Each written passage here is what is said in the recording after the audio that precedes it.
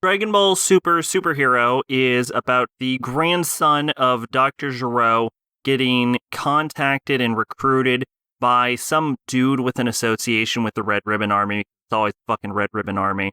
And he is apparently an even better android maker than his grandpa was. So he makes 2 androids to take on the Z fighters. But Goku and Vegeta have fucked off to train with Whis. So who's really left to defend the Earth is Gohan versus Piccolo. But we all know what happens with Gohan whenever a new story arc starts. That's right. He suddenly loses all of his powers for absolutely no reason whatsoever. This is, the 3rd, 4th time this has happened? Honestly, it wouldn't be that big of an issue if they wouldn't keep fucking doing it, is the problem, right? As like a Gohan fan, it is actually driving me fucking crazy that they keep doing this, right? It's like every time an arc ends and then Gohan goes lax on his training and then he has to get strong again. And it's like, Gohan, you have the most potential out of everyone. You've got to get strong again. And then he gets strong again. And then the arc ends. And then he gets weak again. And like the craziest one was in Resurrection F, where he somehow lost literally all of his abilities in 6 months. But considering that this presumably takes place after Tournament of Power, the fact that he has already gone lax on his training, even though during the Tournament of Power build-up arc, he literally had a training sequence with Piccolo where he's like, I can manage my time as a scholar and continue to train, and I can do both things, and I should be doing both things. And then the second we get into the superhero movie, the immediate instant, we find out that he's only been kind of training and not training hard enough, and that all of his powers are gone, and he is incapable of activating his mystic form unless Pan is in danger. But that's okay. That's not the only thing this movie fucking forgot, because there's this scene that is just fucking baffling, where Vegeta is meditating, and he's like, I'm trying to make my movements more efficient. And then Goku comes up, and he's like, why the fuck are you meditating? You need to work out more. And Vegeta's like, I'm trying to make my movements more efficient. You gotta train your mind, too. And Goku's like, that's fucking stupid. And Whis is like, good job, Vegeta. And, that would make more sense as a scene, except for, Goku had this exact same conversation with Vegeta where Goku was resting and he was like, yeah, you overwork yourself, Vegeta. You stop doing that. It's fucking bad for you. And so the implication for this scene, in order for those previous scenes to be fucking canon, would require Goku to have forgot how to meditate at some point since, like, the fucking Cell arc. Which I guess it's a significant amount of time, and maybe Whis doesn't fucking train him on that enough, but like, considering that Goku is the guy who adapted to God Ki in the middle of a fucking fight, the idea of Goku forgetting how to meditate is fucking crazy to me. Also, in this movie, Piccolo gets his potential unlocked, and he turns into Orange Piccolo, which is just one of the dumbest fucking transformations I've ever heard of. Like, we have gotten to a point where Dragon Ball transformations are just fucking colors, and it is so goddamn stupid. Alright? Like, the Super Saiyan God is just red Goku. Super Saiyan God Super Saiyan is literally just called Super Saiyan Blue. It's just a fucking color. Alright? Fucking Goku Black had Super Saiyan Rosé, or whatever the fuck, which is literally just a fucking color. He's just Super Saiyan Pink, and now we're rocking up with Orange Piccolo, and let's not fucking forget that Ultra Instinct is just white Goku. It's literally just colors at this point. It's gotten so fucking lazy. If they're going to keep doing this added transformation bullshit while also recanonizing old Dragon Ball stuff to make it more in line with the Super timeline, just fucking bring out Super Saiyan 4, alright? Just fucking do it, alright? It's so much better than all of the rest of this fucking garbage you're dropping.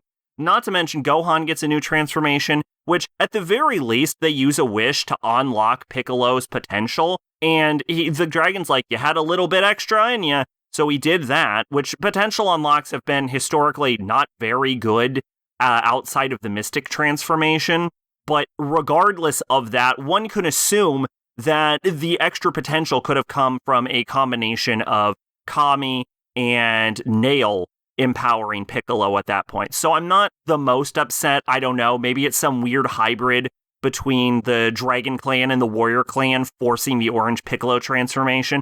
Beast Gohan comes the fuck out of nowhere, and I have no idea what the fuck it is supposed to be. it used to be that Mystic Gohan was his base form, and then they turned it into a transformation in Super because Super forgot literally everything that ever happened in any of the previous Dragon Ball.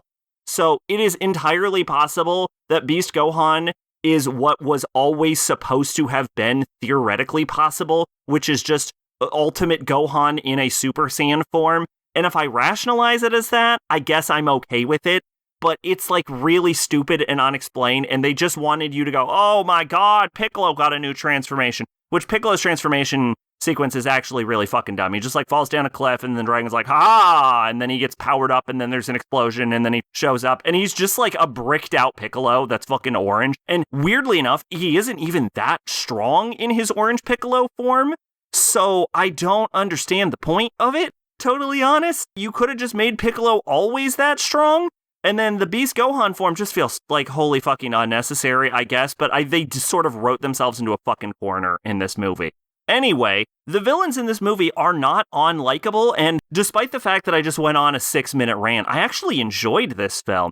The two androids are sort of built to be heroes, superheroes, supposedly, because Dr. Hito has a sort of hero obsession, which he is also apparently a murder man who was sent to prison for murdering people, and he immediately threatened to murder people. So he's like an edgy anti-hero, but like his two robot androids that he made are actually kind of cool dudes, and I would have appreciated them to be more integrated into the cast. I actually ended up liking Hito also by the end of the movie, and I like that he sort of ended up in a sort of Capsule Corp position. So if him and Bulma form a sort of think tank along with Grandpa Briefs, I think that would actually be pretty cool. I like this sort of like think tank thing that they may have going on. Of course, let's be real, they're going to forget all these fucking characters exist the earliest possible opportunity because it has now officially become the Goku Vegeta show.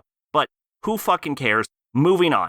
The 3D animation wasn't that bad. I still don't like it in principle, but the thing is that the Broly movie also heavily used 3D animation.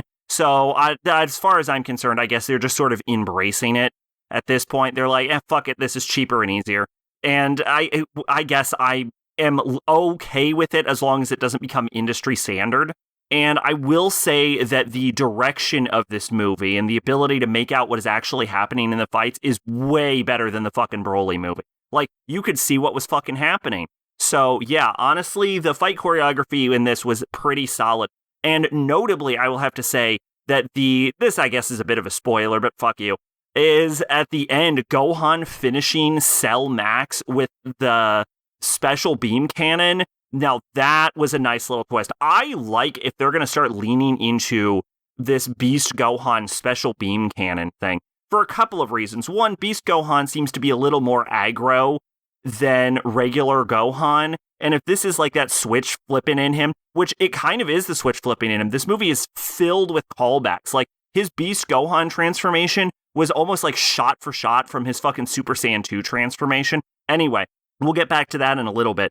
But yeah, also if this is sort of him leaning into his more killer instinct, and that's why he's going with a special beam cannon, which is a much more aggressively lethal attack than even the Kamehameha, I'm actually okay with that. And I like the special beam cannon as his finisher more than I like the Super Kamehameha for primarily two reasons, mainly. One of which, he's more heavily trained by Piccolo than he ever was Goku. In fact, statistically, he has spent far more time with Piccolo as a person than Goku. People will defend Goku's parentage all they fucking want, but let's be real, and I'm doubling down on this, and this has nothing to do with DBZA. Piccolo is more of his dad than anything. Anyway, he also trained Gohan more heavily, and so I do think that the special beam cannon is a very fitting finisher for Gohan. Just because the Kamehameha also being a turtle school technique, which Gohan never really studied, never really felt right for Gohan. Speaking of things this movie also forgot, somewhere in Dragon Ball Super, Pan is like a baby flew out of her fucking crib and then flew into space and then flew back. And then part of this thing is Pan needs to learn to fly. But I feel like they mention her flying at one point in Super also. And so Pan not knowing how to fly in this movie is fucking weird. I feel like they could have done it with anything else. Also, I'm not sure why flying is suddenly like the big hard to learn technique. I guess it was technically what Videl learned before anything else instead of Ki Blast. But it is sort of weird because flying in the original Dragon Ball was a fucking big deal of a technique that, like, only a handful of people actually could do. So it's weird that it's like, you gotta learn your flying before you learned your Ki Blast. Please ignore the fact that characters like Master Roshi and Krillin and Goku all learned Ki Blasts well before, and I think Ox King, well before they learned their fucking flying techniques. No, you've got to learn flying first. It's a weird decision that they're making. Anyway, this movie is fucking stuffed with references through all out Dragon Ball history. I already mentioned the Dragon Ball to the Super Saiyan 2 transformation for Gohan, but they also have like references to Dragon Ball, which means they kind of remember Dragon Ball, but not really, where Piccolo turned really big and he's like, yeah, I never really lost that ability. So this kind of feels like it's a movie made for the fans. And I think where my criticisms lie in this film is probably related to the fact that this is supposedly probably just here to give people who are like, where's our fucking Gohan and Piccolo fan service? Some Gohan and Piccolo fan service. I also appreciate that Krillin was the one who saved Android 18. I thought that was a nice little touch. Pan's fucking adorable in this movie. Is Superhero the best film of all time? No. Is it the best Dragon Ball film I've ever seen? Probably. Honestly, I would definitely say it's better than fucking Broly at the very least. Like, fucking Broly was a film. Oh yeah, speaking of which, Broly's in this along with his little green girl, and then Beerus has a crush on her. I don't like that angle. Especially because I kind of like the idea of her with Broly. I thought that was sort of a cute relationship they were developing. If they go this Beerus angle, I think that's a little awkward. Not a fan of that. Anyway, yeah. Overall, though, I find that Superhero just turned out to be a pretty good, fun time.